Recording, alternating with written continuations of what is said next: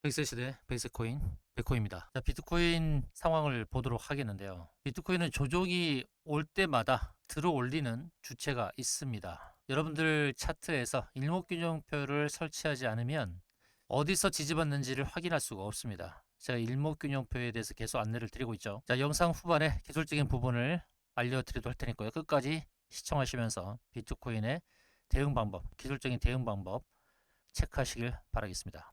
현재 비트코인은 산타랠리의 희망이 가는 게 아닌가라는 그런 우려감이 나오고 있는데요.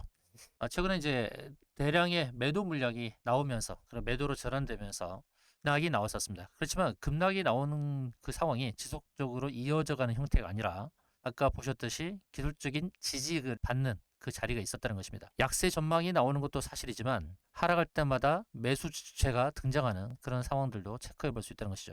현재 많은 기술적인 분석가들은 비트코인에 대해서 또 급락이 나올 수도 있다라는 그런 의견을 얘기하고 있습니다.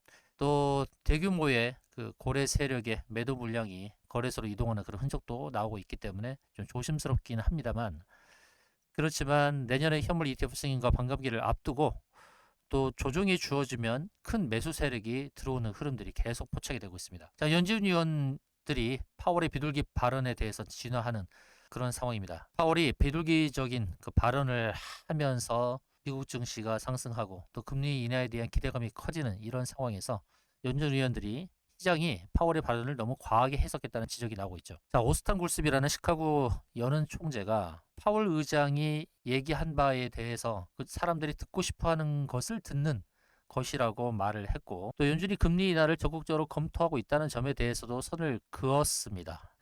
파월은 늘 인플레이션이 2%까지 가야 된다고 얘기를 했음에도 불구하고 금리 인하를 시사를 했죠. 이제 금리 동결에 의해서 금리 인하를 시사한 부분이 시장에 큰 영향을 주고 있는데, 뉴욕 연은 총재 역시 과도한 반응에 대해 경계하고 나섰습니다. 연준이 여전히 물가 목표 달성에 집중하고 있다는 것이죠. 연준이 바라보는 인플레이션 목표는 2%인데요. 지금 3%까지 왔습니다. 근데 이 상황에서 2%까지 오지 않은 상황에서 금리 인하를 하게 되면 2%에 잡히지 않고 다시 인플레이션이 오를 가능성이 있는 것입니다.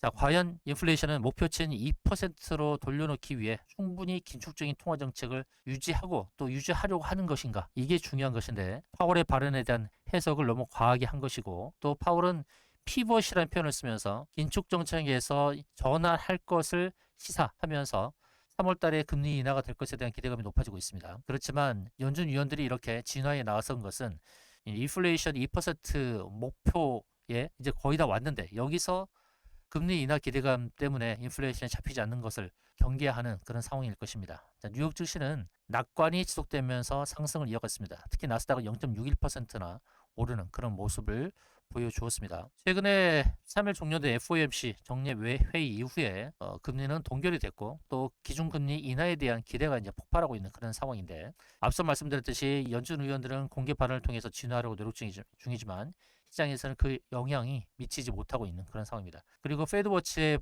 내년도 3월 달에 금리 인하가 될 가능성 70%가 지금 반영되고 있는 그런 흐름입니다. 근데 중요한 것은 이제 파월이 자기가 내뱉은 그 발언을 어떻게 주워 담느냐, 다시 진화하는 발언을 할 것이냐, 피벗 정책에 대한 기대감에 또 찬물을 끼얹는 발언을 할 것이냐, 앞으로의 흐름이 굉장히 중요하다라고 할 수 있겠고, 또 미국 증시의 상황은 현재 다우존스는 최고점을 연일 경신하고 있는 상황이고요. 또 S&P 500도 전고점을 돌파하려는 그런 흐름입니다. 근데 중요한 것은 나스닥입니다. 나스닥은 아직 전고점에 이르지 못했고 후행 스팬이 캔들 아래에 있습니다. 우리 시장에 가장 큰 영향을 주는 게 나스닥이고, 또 비트코인의 상황에서 현재 디커플링이 진행되고 있기 때문에 나스닥이 지속적으로 상승하는 흐름은 비트코인이 그렇게 썩 좋지는 않습니다. 지금까지 디커플링 흐름을 보여줬고, 나스닥이 꺾였을 때 비트코인이 상승할 가능성이 있습니다. 현재 시장은 그러한 흐름을 보여주고 있습니다. 비트코인과 나스닥의 상관관계, 약간 반비례적인 그런 흐름을 보여주고 있으니까요.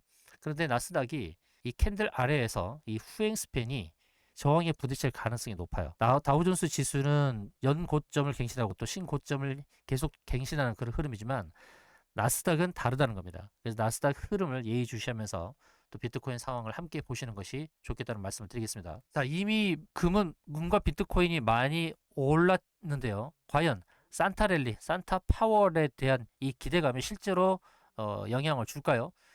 금 가격은 12월 달에 초에 이렇게 올랐다가 잠시 조정을 보이고 있고, 역시 비트코인도 금과 같은 흐름을 보여주고 있다는 측면에서 금과 비트코인은 이제 같은 그런 맥락에서 봐야 된다라는 거죠. 금과 또 디지털 금인 비트코인이 같은 맥락에서 보여진다는 것은 굉장히 큰 의미가 있습니다. 현재 도미넌스는 비트코인이 53.52%. 비트코인 도미넌스가 굉장히 중요한데요. 도미넌스, 이 점유율을 높이면 높일수록 비트코인 상승이 강하게 나타납니다. 점유율이 낮아지면은 또 비트코인도 같이 하락을 하죠. 그만큼 비트코인이 강하게 상승을 하면은 비트코인 독주 체제가 나타납니다. 시장에서 55% 점유율, 이 점유율을 넘어서게 되면 비트코인 독주가 나오게 될 것입니다. 현재 53.5%입니다. 55%를 가게 되면, 점유율이 55%가 가게 되면 또 정고점을 넘어서는 그런 흐름이 나올 거예요. 현재 비트코인은 5,800만 원대를 형성하고 있는데, 제가 앞서서 일목균형표를 말씀드렸습니다. 지지받았던 자리가 바로 일봉의 기준선입니다. 일목균형표가 없으면 여기가 지지 포인트가 된다는 것을 확인할 수가 없죠. 바로 이렇게 됩니다. 일목균형표를 지워버리면 이평선 기준으로는 61선까지 오지 않을까라는 기대감이 있었을 겁니다. 근데 거기까지 오지 않고 또 되돌리는 반등이 나온다는 것이죠. 4시간 봉을 보겠습니다. 자, 4시간 봉에서는 정배열의 흐름을 만들고 120 라인에서 지지받고 되돌리는 겁니다. 두 개의 지지 라인이 있으면 되돌림 반등이 좀 세게 나오는 거죠. 4시간 봉에서 120 라인과 일봉에서의 기준선 지지, 이 두 개의 더블 지지 라인이 형성되면서 반등이 나왔다는 것이죠. 바로 그런 자리가 매수 포인트가 되는 겁니다.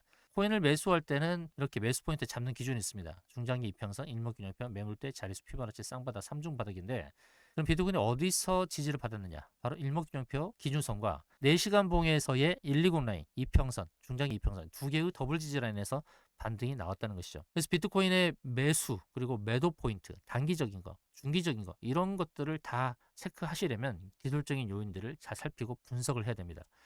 비트코인이 없으신 분들은 어디서 사야 될지, 어떻게 대응해야 할지 궁금하실 텐데, 단기적으로, 중기적으로 어떻게 대응할지 궁금하신 분들은 비트코인 구체적으로 단기 매도 타점, 중기 매도 타점 이렇게 문자 주시면 다 안내 드릴 겁니다. 자, 비트코인은 일봉과 주봉과 월봉을 다 보면서 대응해야겠죠. 자, 주봉에서 제가 계속해서 말씀드리는 바가 있습니다. 1차 저항 라인 안내 드렸고, 그다음에 2차 저항 라인 안내 드렸어요. 지금 2차 저항 라인 갔다가 지금 밀린 거죠. 3차 저항 라인이 있습니다. 이렇게 1차, 2차, 3차 저항 라인을 다 체크하고 가야 되는 거예요. 그럼 비트코인이 단기 매도 타점, 중기 매도 타점을 다 체크할 수 있는 것이죠. 여러분, 단기적으로 대응하고 싶으신 분들은 비트코인 단기 매도 타점 이렇게 문자 주시면 되겠습니다. 010-746-1530 비트코인 단기 매도 타점. 그리고 중기적으로 대응하기 원하시는 분들은 비트코인 중기 매도 타점. 매도 타점 들여도 매도 안 하신 분들이 계시겠죠. 그런데 저항 라인을 확인하고 가시는 게 좋을 거 아닙니까? 과연 그 자리가 저항이었는가? 내가 알려드린 중기 매도 타점이 과연 저항이었는가? 체크하시면 좋겠죠. 이제는 월봉에서는 장기 매도 타점도 잡을 수 있는 것입니다.